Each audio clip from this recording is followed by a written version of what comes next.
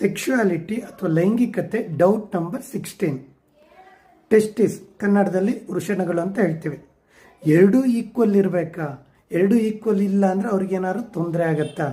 Actually right testis ಅಥವಾ left testis usually same size ಇರೋದಿಲ್ಲ. ಒಂದು ಟೆಸ್ಟಿಸ್ ದೊಡ್ಡ ಇದ್ದರೆ ಒಂದು ಟೆಸ್ಟಿಸ್ ಸಣ್ಣ ಇರುತ್ತೆ.